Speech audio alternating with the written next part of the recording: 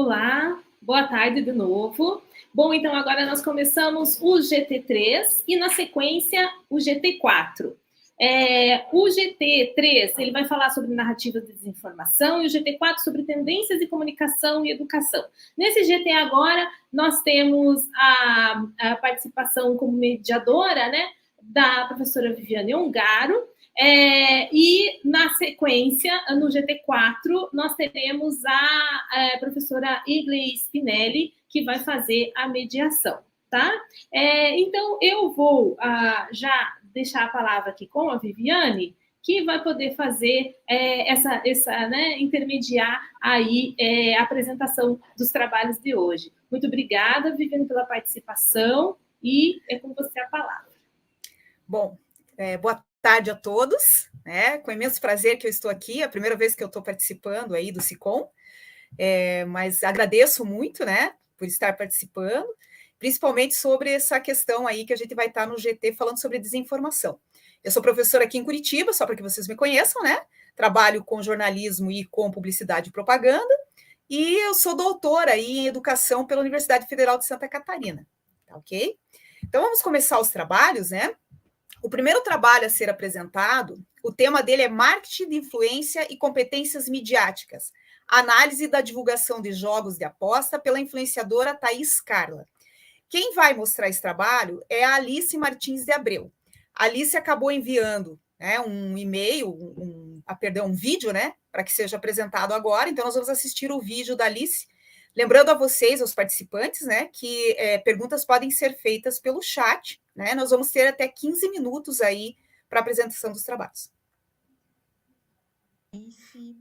Eu sou bacharel em Rádio, TV e Internet pela Universidade Federal de Juiz de Fora, sou membro voluntário do Observatório da Qualidade do Audiovisual e hoje eu estou aqui para apresentar para vocês o trabalho com o nome Marketing de Influência e Competências Midiáticas, análise da divulgação de jogos de aposta pela influenciadora Thaís Carla. Bom, primeiro eu queria falar para vocês que esse trabalho é um recorte da minha tese de conclusão de curso, onde eu analisei 3 influenciadoras plus size, buscando entender o impacto do marketing de influência, a redefinição dos padrões de beleza, a promoção da positividade corporal, a literacia midiática na publicidade, nas postagens das influenciadoras e os desafios éticos e a responsabilidade social delas.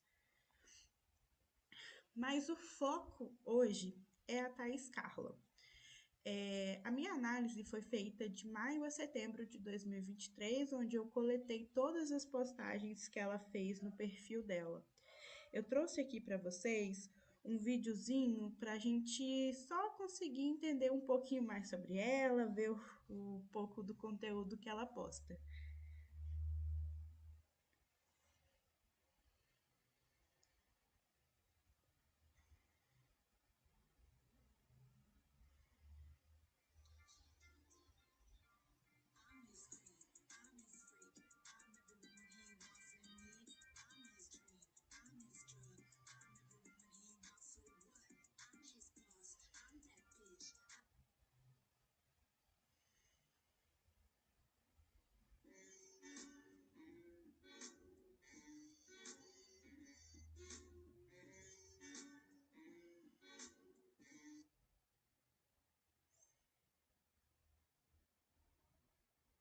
Você vai ficar perdendo dinheiro toda vez que você for ao mercado ou farmácia?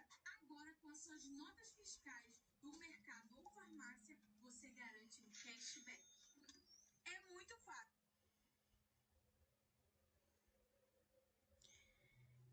Então, gente, eu vou pedir aqui de antemão desculpa para vocês pela qualidade do vídeo. Eu tô transmitindo aqui pelo celular para ficar mais a minha carinha aqui na apresentação de vocês, então peço que entendam. Eu também queria falar para vocês que esses conteúdos que vocês viram agora da Thaís são muito diferentes dos conteúdos que eu analisei em 2023. Ela está com uma qualidade muito maior, ela está fazendo mais parcerias. Acredito que isso seja uma influência do que a gente vai conversar um pouquinho mais para frente. mas antes ela postava muita coisa, um conteúdo muito escrachado. Ela é uma dançarina profissional, então ela dançava muito. Não que isso seja ruim, mas enfim. Então, é só para vocês terem essa percepção em mente, tá? O conteúdo dela mudou, ela tem postado com mais qualidade, mas diferenciando, né? Os formatos, ela posta foto, reels, antes era muito mais reels do que foto. Então, estejam com isso em mente.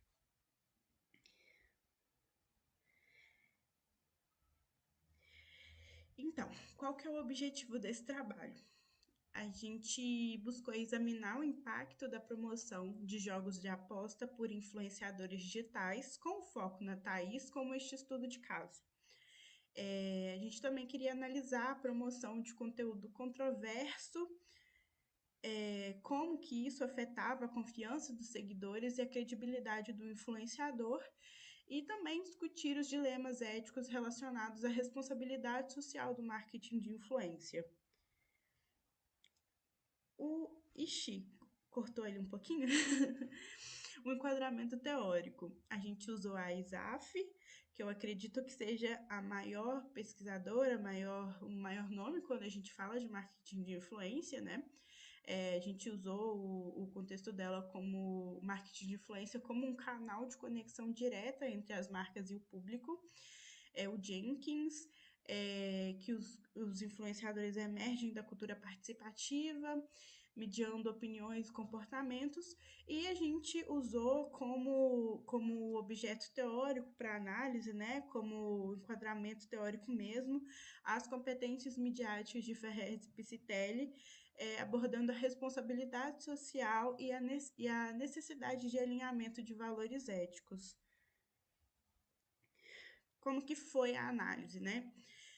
Como eu falei para vocês, que a gente teve o tempo de coleta de maio a setembro de 2023, a gente analisou 108 postagens da Thaís no Instagram, e durante esse período, a influenciadora fez várias postagens divulgando a casa de aposta Blaze.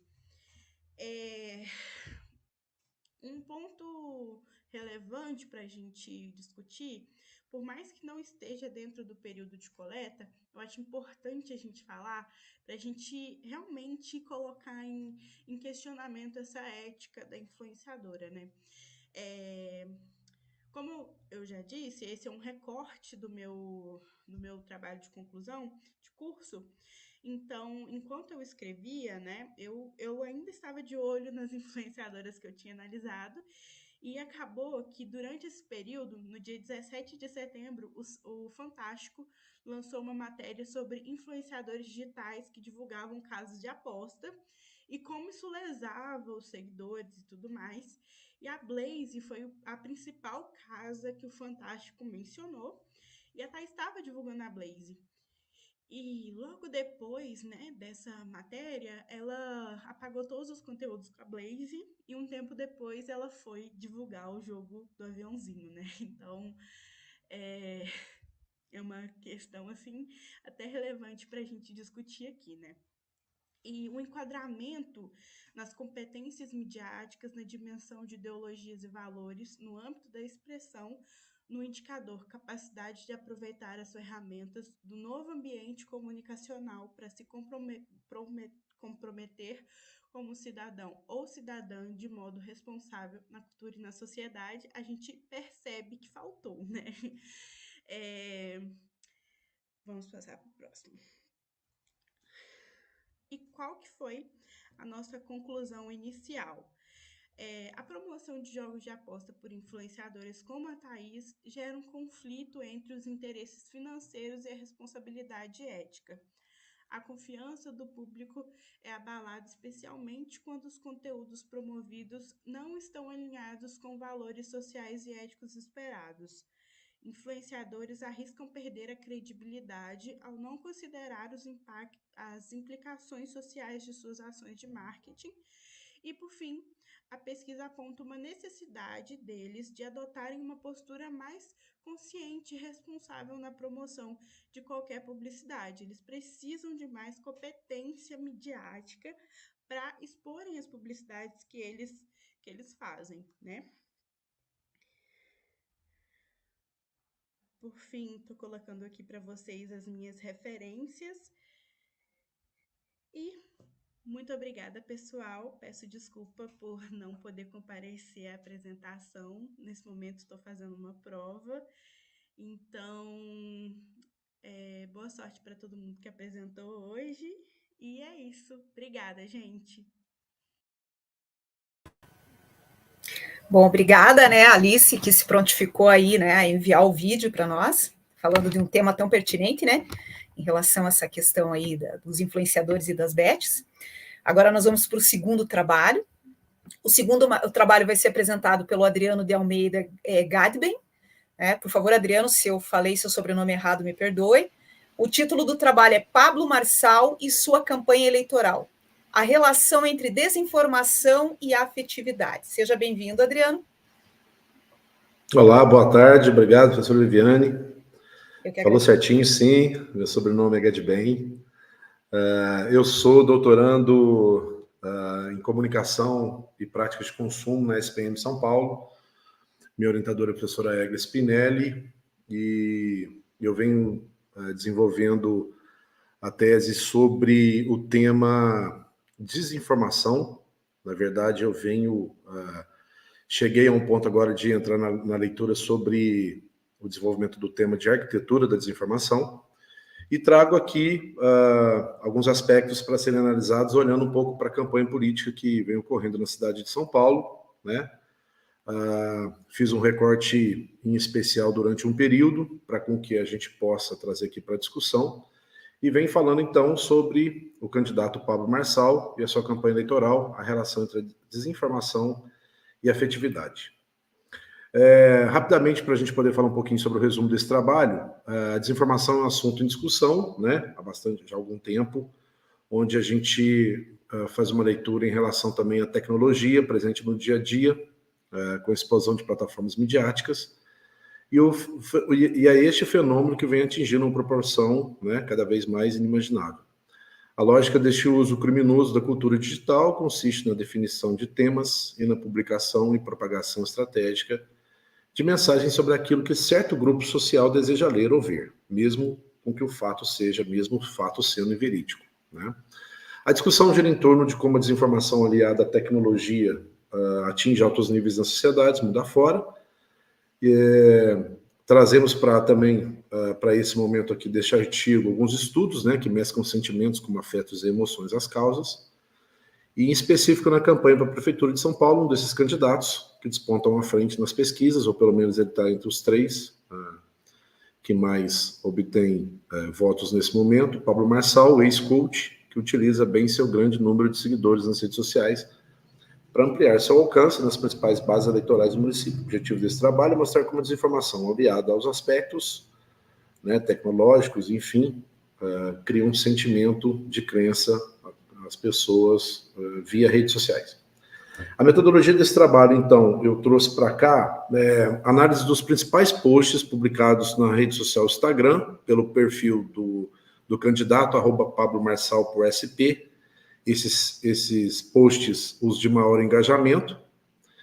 O período de análise foi de 5 a 15 de setembro, e os critérios relacionados foram em torno da arquitetura da desinformação aliada a aspectos sentimentais presentes nas peças selecionadas. É importante aqui eu chamar a atenção para com que venha a informação de que eu vinha estudando as redes sociais do Pablo Marçal, né? E se eu não estiver enganado, a partir do fim do mês de agosto, início de setembro, ou um pouquinho antes, as redes sociais do candidato foram retiradas do ar por uma determinação do STF, e ele manteve apenas esse perfil, que é o oficial dele no Instagram durante a campanha, @PabloMarçal_SP. Então, fiz uma nova leitura a partir desse perfil que vem sendo utilizado, tá? Aqui eu trago a discussão para esse artigo de 2 autores. Esses autores são a Patrícia Moravec, o Randall Minas e Alan Dennis, com a obra Notícias Falsas nas Redes Sociais. As pessoas acreditam o que querem acreditar quando isso não faz sentido algum, onde eles discutem, né, a crença das pessoas nas redes sociais. e o artigo da autora e professora Fátima Regis, intitulado Letramento e Mídias, Sintonizando com o Corpo, Tecnologia e Afetos, onde a autora aborda como essas características atuam na interação com as mídias. E aí eu trago algumas discussões aqui nas autoras. A Regis, né, em 2020, ela fala sobre as mídias, as redes digitais, que favorecem o acesso à informação, a criação de conteúdo pelo cidadão comum, né? Ela também chama atenção para com que o aspecto, o processo cognitivo, né, opera a partir de acoplamentos inextricáveis entre corpo, meio material, no caso tecnologias, social e afeto. Ela diz que o processo cognitivo engloba um ambiente, imbricando elementos conscientes e não conscientes. O Moravec, o Minas e o Denis falam sobre as respostas neurofisiológicas medidas pelo eletroencefalograma, onde encontram sinais elétricos relativamente pequenos, produzidos pela atividade cerebral, que se combinam, né, para formar padrões de ondas complexos em frequências específicas como um indicador de atividade cognitiva. E, por fim, chama atenção também aqui para a professora Regis, onde ela fala sobre o processo cognitivo como processos relacionados às habilidades superiores humanas, como pensar, raciocinar, tomar decisões conscientes, e que estão intimamente ligados a processos biológicos, materiais, afetivos. Eu trouxe um pouquinho só dessa informação para a gente poder discutir o que é, no caso, o que eu chamo de arquitetura da desinformação. Isso já vem há algum tempo sendo discutido também dentro das pesquisas que eu faço, junto à minha orientadora também, onde a gente fala muito sobre esses 4, 5, 6, 7, né? Essas 7 estratégias que estão aí. Então, a gente fala sobre a plataformização, o multiplataformas, você trabalhar com a desinformação não em apenas um canal ou apenas uma rede social, mas em várias. O uso de hashtags, né, que faz você poder acompanhar o caminho dessa desinformação. A atuação dinâmica transmídia para aquilo que está em offline com a realidade do mundo online, onde a gente possa fazer com que não somente a desinformação guie pelas redes sociais, mas também que traga aqui para a nossa realidade, né, do mundo cotidiano. Os conteúdos com sensacionalismo, os conteúdos baseados em teorias da conspiração, conteúdos com muito simbolismo, né, e conteúdos com especialistas. Aqui a gente está com, entre aspas, os especialistas do momento, que é aquelas pessoas que a gente chama a atenção de que são pessoas que nós nunca vimos e que, de repente, elas aparecem nas redes sociais privatizando, né, levando um conteúdo que parece ser extremamente verídico ou que a pessoa possa ter qualquer tipo de informação que, de fato, nos leve a pensar que aquilo seja verdade.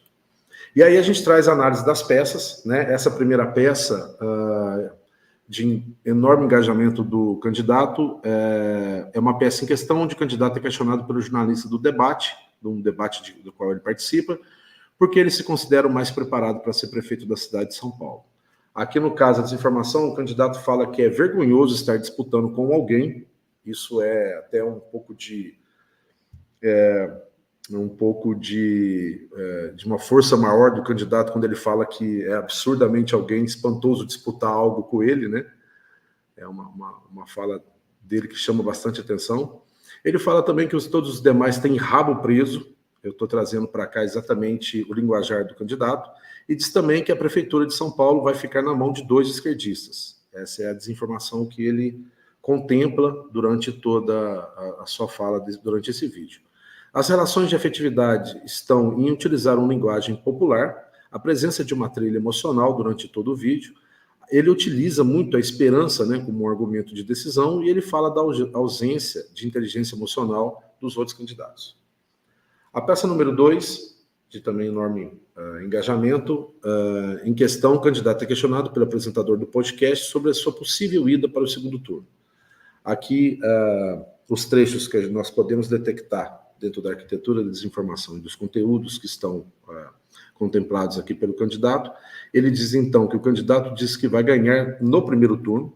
O candidato fala para o apresentador que só ele, no caso, o apresentador, acha que o candidato pode ir para o segundo turno. E, no caso aqui, a afetividade está relacionada à linguagem de argumentos sobre fé. Ele fala muito nesse momento aqui. Envolve as pessoas em um discurso positivo sobre a física quântica, o que durante esse momento ele pretende não esclarecer e sim causar ainda mais dúvida, mas mostrando ao telespectador, enfim, as pessoas da audiência, que ele possui enorme conhecimento sobre tal assunto, e traz a pessoa para uma realidade que é construída através de outras possibilidades. A peça número 3, na peça em questão, o candidato fala sobre as pessoas poderem prosperar através da sua própria vontade, né? A desinformação que ele traz aqui é que ele fala para a pessoa prosperar na vida, ela precisa atropelar tudo, né? E fazer acontecer. Essa é a formação principal que nesse recorte, porque isso, no caso, é uma peça de recorte, onde você pega apenas um pequeno trecho de uma apresentação de uma fala dele, né, de um momento onde ele está fazendo uma pequena apresentação para um público. E as relações de efetividade, novamente, a gente tem a utilização de uma linguagem popular, a presença de uma trilha emocional. Ele utiliza novamente a esperança como argumento de decisão, e ele utiliza de argumentos de que a vida precisa valer a pena. Isso sempre causando um aspecto muito emocional entre o locutor, né, a pessoa da qual emite essas mensagens, e a sua recepção, seu público de retorno. Bom, os resultados mostram que o público se relaciona com as peças, que são compostas em outras estratégias de discursos carregados de desinformação e aliados a aspectos sentimentais, criando um engajamento em torno do candidato. As considerações finais têm suporte a análises que mostram que a presença de uma arquitetura baseada na desinformação em aspectos sentimentais que aproximam o leitor do candidato, trazendo à tona a necessidade de uma maior investigação em torno do tema. Agradeço muito a oportunidade de estar aqui no SICOM, agradeço também a presença de todos aqui e fico aberto aí às próximas discussões.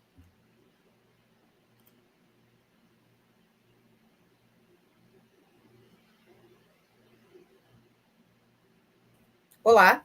Oi, obrigada, Adriano. Muito pertinente seu tema. Aí no final das discussões aqui a gente pode levantar algumas questões que são bem importantes, né?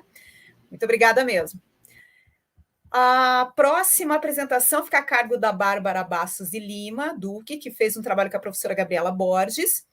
O tema é Oficina de Competência Midiática para o Enfrentamento da Desinformação. Bárbara, seja muito bem-vinda. É com você. Muito obrigada. Agradeço muito ter a oportunidade de participar desse evento, sempre trazendo discussões tão ricas e tão fundamentais para a contemporaneidade, né? Eu sou doutoranda do programa de pós-graduação em comunicação da Universidade Federal de Juiz de Fora, sou jornalista do quadro da Universidade Federal de Juiz de Fora também, e esse trabalho que eu estou trazendo hoje aqui, esse artigo que eu vou apresentar, ele faz parte, ele é também um recorte da minha tese. Na tese, para deixar mais contextualizado o trabalho, na tese eu trabalho com comunicação pública da ciência e educação midiática para enfrentamento à desinformação. E hoje eu trouxe aqui essa parte da tese, que é uma parte muito importante, que é a questão das oficinas, da oficina de competência midiática que eu ofereci para o meu público-alvo, que são estudantes de escolas públicas da rede estadual de ensino. Então, esse título, Estou Ligado em Você, Desinformação Tô Fora, é o título que eu dei para a oficina com os meninos.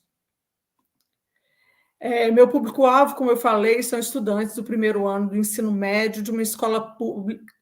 O meu público-alvo, de uma forma geral, são estudantes do ensino médio, e especificamente para essa oficina eu trabalhei com estudantes do primeiro ano do ensino médio da Escola Estadual Duque de Caxias. Então, o objetivo da oficina é promover o pensamento crítico em relação ao conteúdo midiático e a importância de desenvolver competências midiáticas para o enfrentamento à desinformação. Ou seja, é um objetivo absolutamente ambicioso e E é importante dizer que o tempo todo tivemos consciência de que seria uma oportunidade para despertar esse pensamento crítico, para promover um pensamento crítico.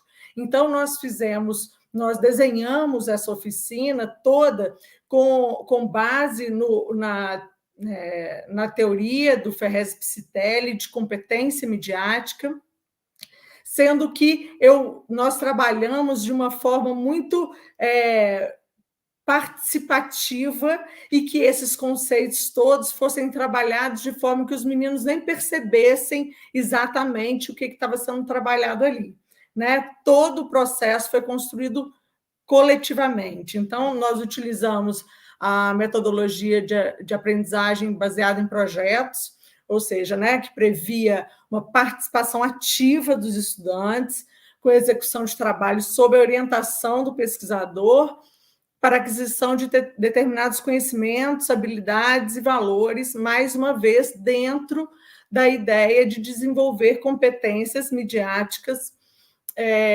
com base na teoria de Ferrez Psitelli, né? Então, também utilizamos a metodologia participativa, que tem em comum, né, o diálogo e a participação, né, como uma transposição da consciência ingênua para uma consciência crítica. Isso foi muito... esteve no alicerce de todo o trabalho da gente, ressaltando a qualidade de fazer coisas em conjunto, com o companheiro, com a base sobre a base da cooperação e a colaboração. Né? Então, todo o trabalho foi desenvolvido dessa forma. Então, eu vou falar um pouco as etapas, né, sobre as etapas da oficina, porque a oficina ela foi distribuída em 3 momentos. Então, o primeiro momento, que foi o momento presencial, né, que nós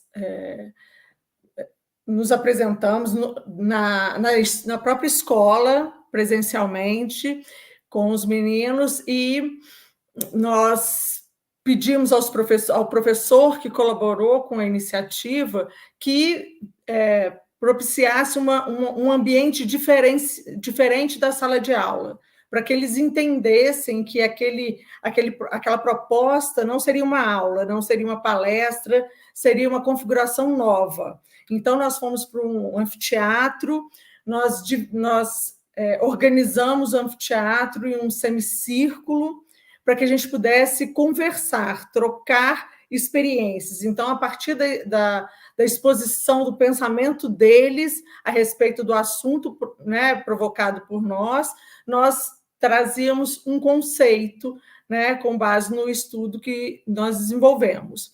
Então, dessa forma, nós conseguimos propiciar um diálogo muito rico e uma construção de conceitos, uma construção coletiva de conceitos. Então, a partir da percepção dos estudantes sobre aquela questão colocada e a partir de um conceito trazido por mim, nós conversávamos e, a partir dali, aquele conceito era desenvolvido para que a gente pudesse debater a respeito. Então, nesse primeiro encontro, que teve uma parte, né, de uma exposição, mas mesmo a parte expositiva, como eu falei, ela foi extremamente colaborativa. Então, primeiro, por exemplo, o conceito de desinformação, conceito de fake news, eu deixei um espaço para que os meninos manifestassem. Antes que eu trouxesse esses conceitos, eles traziam aquilo que eles né, no pensamento deles, na construção deles, na vivência deles, como eles conceituariam. E aí nós fizemos esse debate sobre os conceitos ali colocados. E desinformação, fake news, e sobre competência midiática, o que eles pensavam sobre competência midiática, e eu trouxe os conceitos de Ferrez Psitelli para que eles tivessem, para despertar neles o entendimento de que ter uma competência midiática seria para além, por exemplo, de competências técnicas, que muitas vezes é a primeira coisa que vem à cabeça, né?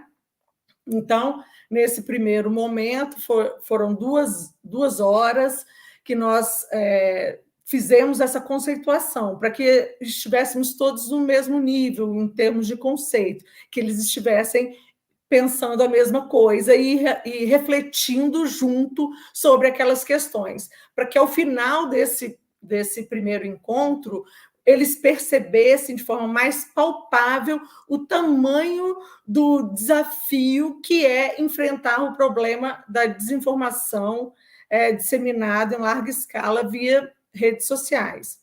E aí, ao final desse primeiro momento, nós formamos grupos. Eu dividi os meninos em 5 grupos, que eles fizeram de forma espontânea, para que nós pudéssemos elaborar uma estratégia de enfrentamento a esse problema. Então, dentro das dimensões, né, das 6 dimensões de competência midiática de Ferrez e Psitelli, nós trabalhamos não só a questão da análise, como da expressão. Então, a proposta dessa atividade é que os meninos fizessem, elaborassem um conteúdo para que nós criássemos um perfil no Instagram de enfrentamento a esse problema da desinformação.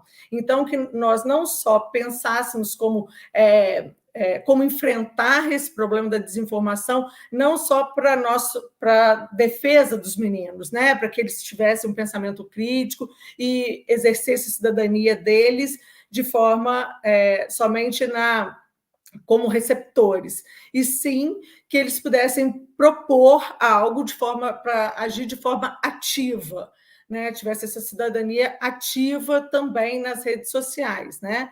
Então, trabalhamos também esse âmbito da expressão. Então, a partir do momento que a gente colocou esse desafio para eles teriam que, extra classe, né, reunir esse grupo, que eles fizeram um grupo no WhatsApp para debater essa ideia que eles iriam propor no encontro seguinte, para que eles pudessem conversar entre si, que aquele conteúdo todo trabalhado naquele momento, ele tivesse uma reverberação no dia a dia deles, que eles pudessem elaborar coisas e compartilhar coisas desde esse primeiro encontro, que eles já ficaram separados fisicamente, né, e reunidos com os grupos, que eles pudessem pensar de forma coletiva, participativa, que não fosse em posição de um membro exclusivamente, mas que eles tivessem esse debate entre eles também. Então, além de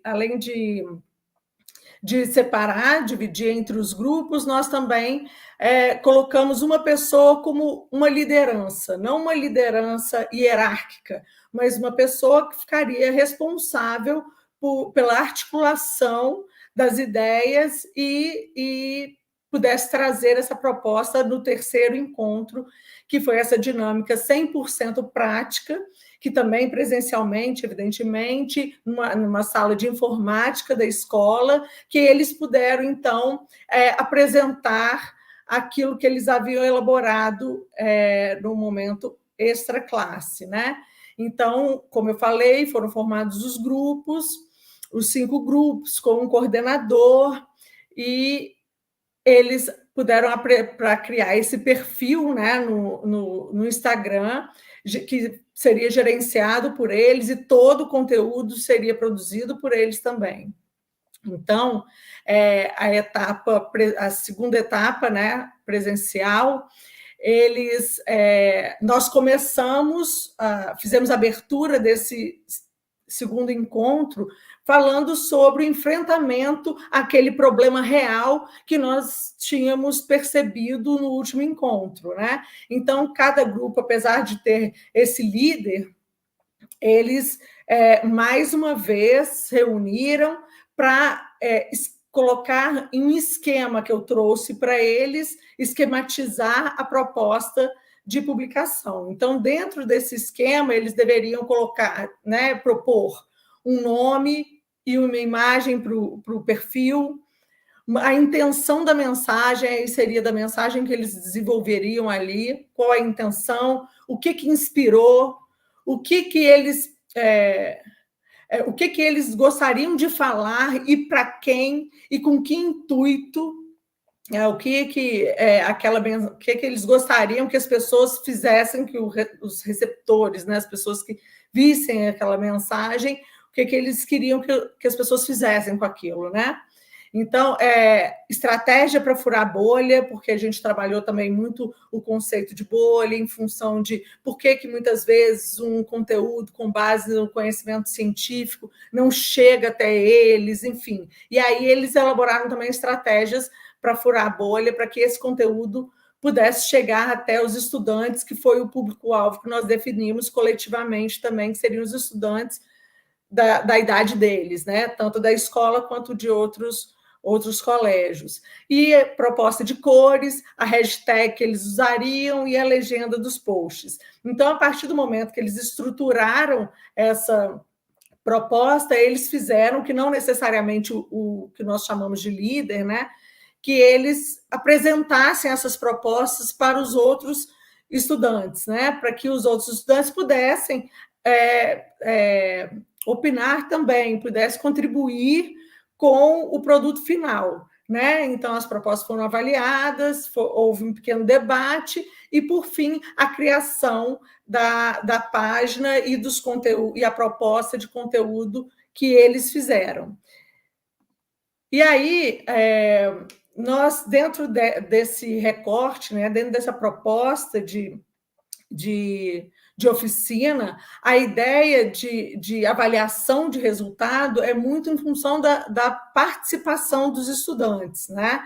Então, e o resultado com base no material final que eles entregaram e na participação que eles tiveram, nas ideias que eles tiveram, como eles se colocaram como membro de grupo, a organização do próprio grupo, o que eles entenderam. Então, nós fizemos também para essa avaliação dentro dos indicadores também propostos pelo FERRESP-CITEL.